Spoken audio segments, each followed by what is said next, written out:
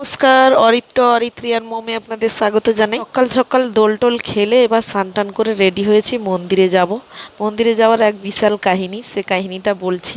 সকাল সকাল তাই দোল খেলে নিয়েছি মন্দিরে যাব বলে, এবার রেডি হয়েছি। আর পাটে পাটে ভিডিওটা দিতে হচ্ছে, কারণ এখানে ভীষণ নেটের প্রবলেম, বাপের বাড়িতে আছি তো, তাই তাই ছোট ছোট অংশ করে আমাকে ভিডিওটা আপলোড করতে হচ্ছে। আর এই জন্য একদিনের ভিডিও পুরোপুরি দিতে পারিনি, আর আজকে সেকেন্ড পার্টটা দিচ্ছি। দোলের দিনই ছিল, আর দিনটা তো ছিল সোমবার। সোমবার আর আজকে আমি এসেছি মন্দিরে। এটা হলো আমাদের দুর্গা মন্দির, কিন্তু এখানে এসছে শিব ঠাকুর এসছে। কি করে এসছে বলছি, কারণ আমাদের যে গ্রামের শিব ঠাকুর, সেই মন্দিরটা তার শিব যেখানে থাকে সেই জায়গাটা ভেঙে নতুন করে বানানো হচ্ছে। তাই পাশে যেহেতু দুর্গা মন্দির আছে, মানে তার বউয়ের মন্দির আছে, সেখানে সে চলে এসছে শিব ঠাকুর। এই যে শিব ঠাকুরকে একটা গোলের মধ্যে রেখে এইখানেই সবাই জল ঢালছে। তাই তো এই সোমবার মানে, আর তার উপরে চৈত্র মাস, প্রচুর প্রচুর ভিড় হয় মন্দিরে। এই আমাদের মন্দিরে, দুর্গা মন্দিরে এসছে, পাড়ার মন্দিরে, তার মানে আমি বাপের বাড়িতে এসছি, একবার পুজো দেবো না? তাই কি কখনো হয়? তাই সকাল সকাল দোল খেলে আবার ফ্রেশ হয়ে চলে এলাম, স্নান টান করে সাদা শাড়ি পরে। সাদা শাড়ি পরে আছি বলে আমি ভাবলাম কেউ রং টং দেবে না, কিন্তু আমার ভাবাটা কতক্ষণ থাকে সেটাই ভাবনাই, যে কেউ রং দেবে না। সাদা শাড়ি পরে এলাম। এই যে আমাদের পাশে যেহেতু স্কুলের কাছে পুজো হচ্ছিল, নারায়ণ পুজো।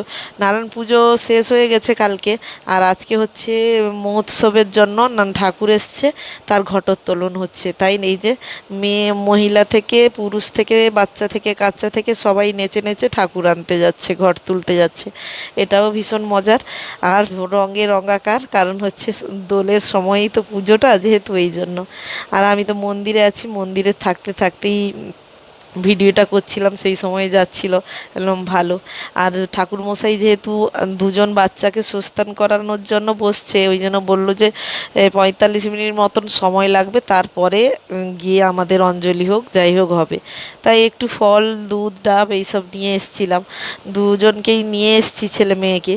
আমি বললাম একটা ভিডিও করব তোমাদের সঙ্গে, আসো। ওরা তো দাঁড়িয়ে দাঁড়িয়ে, এই যে দেখুন, এখনও গালে রঙই ওঠেনি। ওদের দুজনকেও স্নান করিয়ে নিয়ে এসছি। আর দেরি হবে বললো বলে আমি বললাম এখানে যখন দেরি হবে তাহলে ওদেরকে স্নান টান করিয়ে নিয়ে যাই। তাই ওদেরকে ভিডিও করে নিচ্ছি। যদি তাড়াতাড়ি হয়ে যেত তাহলে আর ভিডিও করা হতো না এইসব।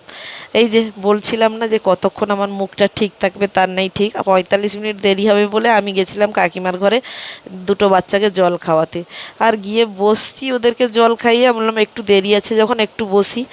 বসছি, দেখলাম কি ঠাকুর, কাকিমার ঘরে তার জামাইবাবু এসে ফট করে, আমি ভাবলাম এমনি এসছে, ফট করে এসেই এই যে পুরো ব্লু কালারের রঙটা চিপকে দিল। এর আগে তো ভালোই ছিল, সব রং মাখামাখি উঠে যাচ্ছিল, কিন্তু এই যে ব্লু কালারের আমার গায়ে স্ট্যাম্পটা লাগালো, এই স্ট্যাম্পটা দীর্ঘ 2-3 দিন এখন হয়ে যাচ্ছে দোলের পরে, আমার মুখ থেকে আজ অবধিও উঠছে না ঠিকঠাক করে, বুঝলেন তো? কী রং দিয়েছে আমি বুঝতে পারছি না, আমার মুখ থেকে কিছুতেই ঘষে ঘষে উঠছে না ওটা। 2-3 দিন হয়ে গেল আমাকে এই রকম কালো মুখে, মুখ পোড়া হনুমানের মতো থাকতে হচ্ছে। যাই হচ্ছে। এরপরে এসে যখন দেখি মন্দিরে অনেক অনেক ভিড় হয়ে গেছে, এখান থেকে বেরাতে বেরাতে আমার প্রায় 2:30 বেজে গেছিলো। 2:30টার সময় বাড়ি ফিরেছিলাম। ঘরের কাছে মন্দির, পাড়ায় ঠাকুর এসছে, আমি ভাবলাম কোথায় তাড়াতাড়ি আজকে হয়ে যাবে। এই যে এদের ঘটোত্তোলন করে ফেরারও সময় হয়ে গেল, এখনও আমার এখানে অঞ্জলি, ঠাকুরেরকে জল দেওয়া কিছুই হলো না। এখান থেকে 3টার সময় বাড়ি ফিরে খাওয়া দাওয়া করেছি, ছেলে মেয়ে আমার সঙ্গে সঙ্গেই ছিল। আর এখানে পুরো দোকানের মতো যেন আনন্দ মেলা চলছে, এরম একটা ব্যাপার। এখানেই শেষ করলাম ভিডিওটা, টাটা।